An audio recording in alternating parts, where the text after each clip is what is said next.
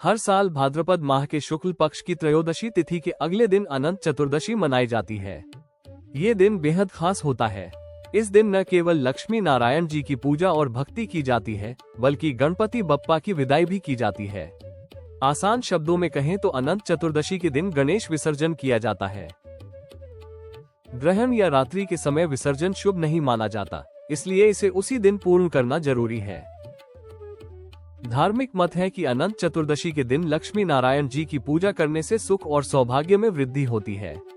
इसके साथ ही जीवन में आने वाली बलाएं भी टल जाती हैं। इस दिन साधक अनंत रक्षा सूत्र भी बांधते हैं। आइए अनंत चतुर्दशी की सही तिथि और मुहूर्त जानते हैं। कब मनाई जाती है अनंत चतुर्दशी? अनंत चतुर्दशी का त्योहार हर साल भाद्रपद माह के शुक्ल पक्ष की चतुर्दशी तिथि को मनाया जाता है। इस शुभ अवसर पर मंदिरों में लक्ष्मी नारायण जी की विशेष पूजा की जाती है। भक्तजन अपने घरों पर भी पूजा का आयोजन करते हैं। इस व्रत की महिमा शास्त्रों में वर्णित है। कब किया जाता है गणेश विसर्जन?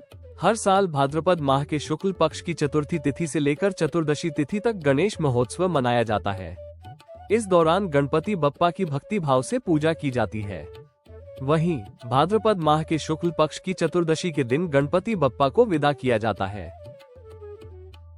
वैदिक पंचांग के अनुसार भाद्रपद मास के शुक्ल पक्ष की चतुर्दशी तिथि की शुरुआत 6 सितंबर को देर रात 3:12 पर हो रही है।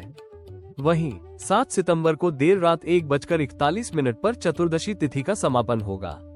सनातन धर्म में सूर्योदय से तिथि की गणना की जाती है। इसके लिए 6 सितंबर को अनंत चतुर्दशी मनाई जाएगी। अनंत चतुर्दशी पूजा समय। अनंत चतुर्दशी के दिन पूजा के लिए शुभ समय दिन भर है। साधक किसी समय स्नान ध्यान कर लक्ष्मी नारायण जी की पूजा कर सकते हैं। वहीं पूजा का शुभ समय सुबह 06:02 से देर रात 01:41 तक है। 14 गांठों वाला अनंत धागा। हर साल भाद्रपद मास के शुक्ल पक्ष की चतुर्दशी तिथि को अनंत चतुर्दशी मनाई जाती है। ये दिन इसलिए खास होता है क्योंकि इस दिन भगवान विष्णु के अनंत स्वरूप की पूजा की जाती है। साथ ही जो 10 दिन से गणेश उत्सव चलता आ रहा होता है, उसका यह आखिरी दिन होता है और भगवान गणेश का विसर्जन भी इसी दिन किया जाता है। इस बार अनंत चतुर्दशी 6 सितंबर यानी कल मनाई जाएगी। मान्यताओं के अनुसार अनंत चतुर्दशी के दिन 14 गांठ का सूत्र बांधने की परंपरा है। तो चलिए जानते हैं कि इस दिन क्यों बांधा जाता है 14 गांठ का सूत्र। अनंत चतुर्दशी पर 14 गांठ का सूत्र बांधने का पौराणिक महत्व। अनंत चतुर्दशी के दिन 14 गांठ वाला अनंत सूत्र, जिसे अनंत डोरा या रक्षा सूत्र भी कहा जाता है, इस दिन इसे बांधने की परंपरा बहुत शुभ मानी जाती है और इसमें कुल 14 गांठें होती है। इसके पीछे कई मान्यताएं प्रचलित है। ऐसा कहा जाता है कि जो लोग भगवान विष्णु के पूजन के बाद ये अनंत सूत्र बांधते हैं, उन्हें विष्णु लोक की प्राप्ति होती है। इसलिए हर कोई भगवान विष्णु की पूजा करके इस सूत्र को बांधता है।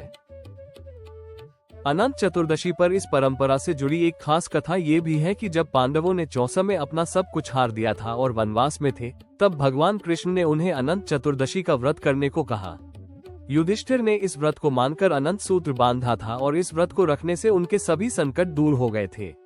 तभी से ये दिन और यह व्रत बड़ा महत्वपूर्ण माना जाने लगा है।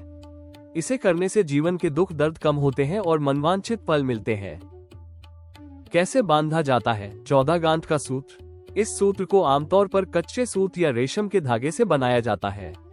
इसमें पूजा के बाद पुरुष इसे दाहिने हाथ और महिलाएं बाएं हाथ में बांधती हैं। इसे 14 दिन तक नहीं उतारना चाहिए। इस दौरान भगवान विष्णु से अपनी मनोकामनाओं की प्रार्थना करनी चाहिए। इसके बाद भगवान विष्णु की पूजा करें। ऐसा करने से आपके जीवन की परेशानियां दूर होंगी और आपके मन की इच्छाएं भी पूरी होंगी।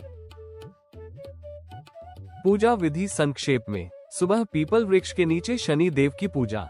इसके बाद भगवान विष्णु और मां लक्ष्मी की पूजा कलश, दीप और अनंत धागे के साथ। अपनी मनोकामना बताते हुए संकल्प लें।